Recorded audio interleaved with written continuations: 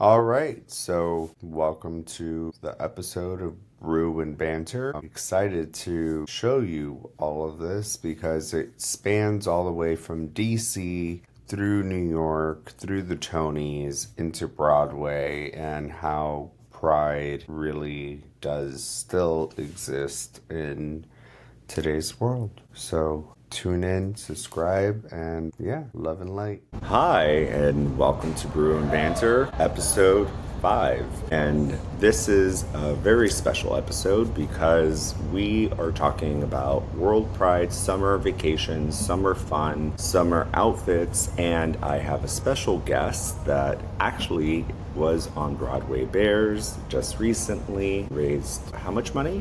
Well, his name is Alex Zorlango, and how much money did you raise?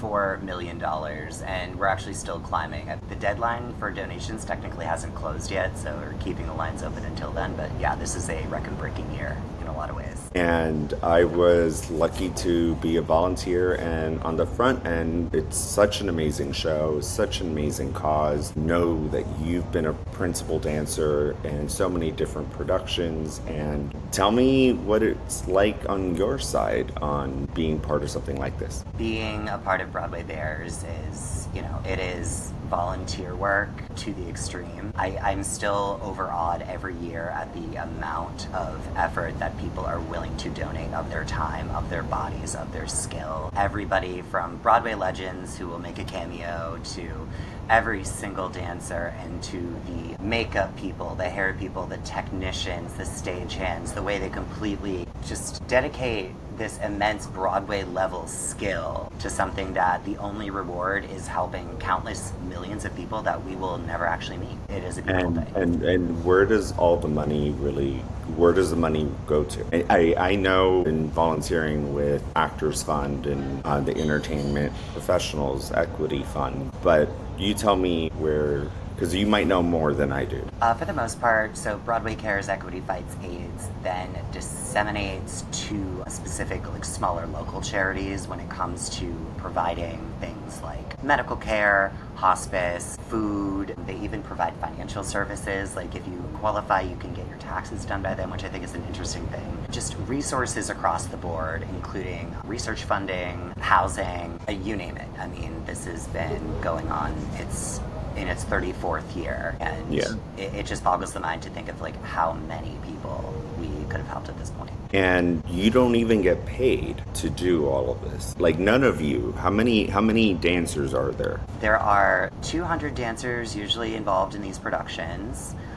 They're all volunteering their time. A good chunk of them are actually juggling this and a Broadway show. Our lead strip, Mimi Scardula, I couldn't even keep up with her schedule because at one moment she was in rehearsals, then she had to go do a cast recording for another show that she was doing. And these people are, this is a dancer-led show. Every time you dance, you carry that risk of something going wrong and getting injured, and we are just maximizing those odds. But we all do it because we're really passionate about this. So tell me some goss of backstage. There has to be some drama, fun, I don't know, mishaps that occurred making all of this happen. When it comes to things that happen behind the scenes, I wish we could have some sort of a documentary or a film crew.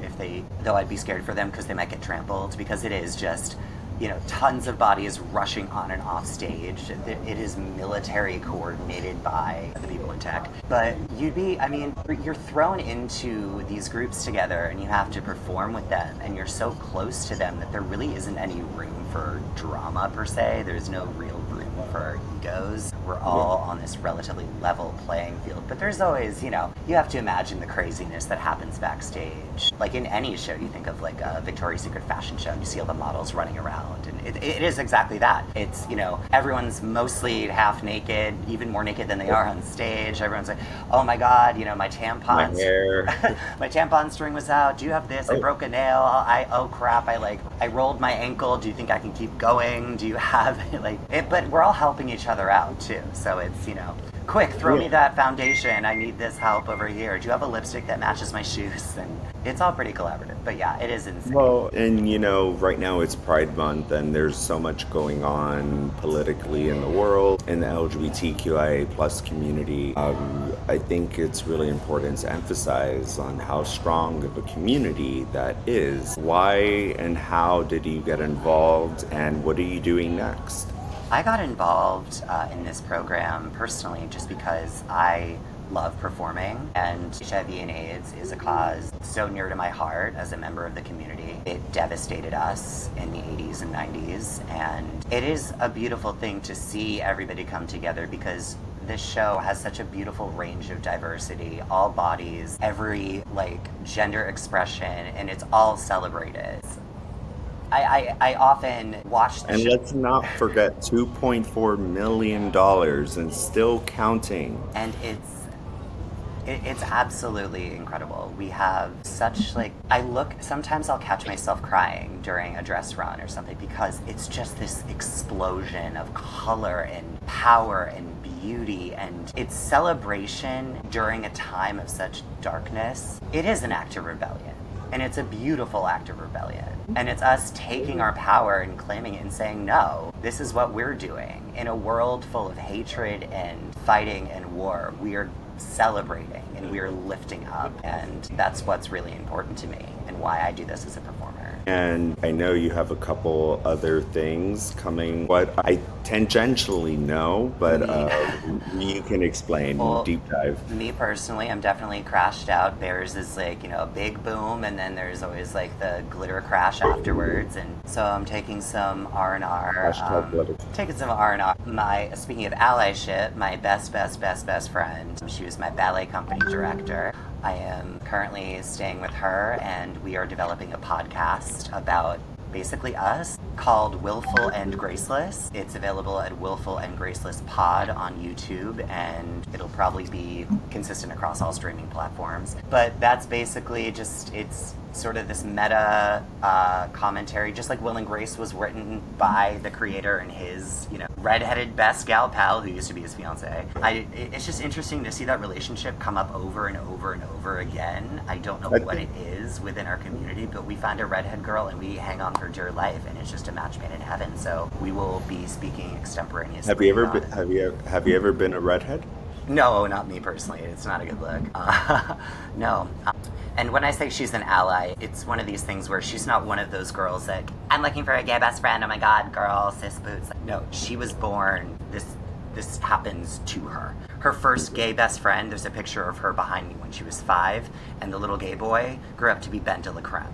That was where she started. So this is, and we have plenty of our fellow redheads and gays coming on and talking about their experiences, and we'll be talking about current events and just things we find humorous or entertaining. Amazing. I'm looking forward to subscribe, and share. When is it coming out? When's your first episode? We are hoping to launch on the anniversary of the Stonewall riots.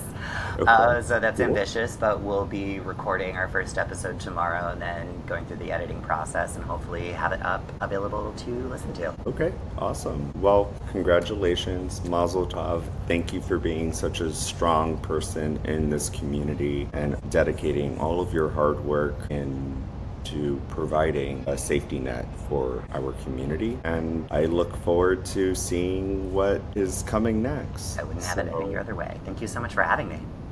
Oh, no. Thank you for coming on. I know that this was super last minute, but anyways, hydrate.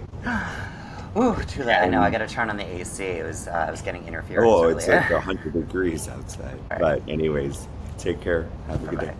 So, when it comes to summer fashion, what's the Fas-fun to do? Butter yellow is totally the color. Definitely go to your favorite beach getaway, which from popular opinion that I've asked around, it's Annabelle Island in Florida. Go out to Montauk, go to Sarasota, or go out to Huntington Beach in California. Best beaches to go to during this summer. And then as far as summer refreshing trends, I would say this new like sangria option.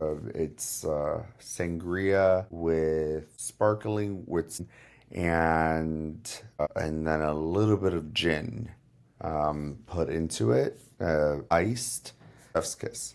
Outside of that, there's so many different events happening, and everyone's looking for their summer vacation. And I know that everyone is also on a budget and trying to have fun, enjoy the summer, and be out with their families and their friends, and not pay $100 for brunch. I definitely say like pack a roadie, like have like a discreet like little like cup, but also make some really cool food.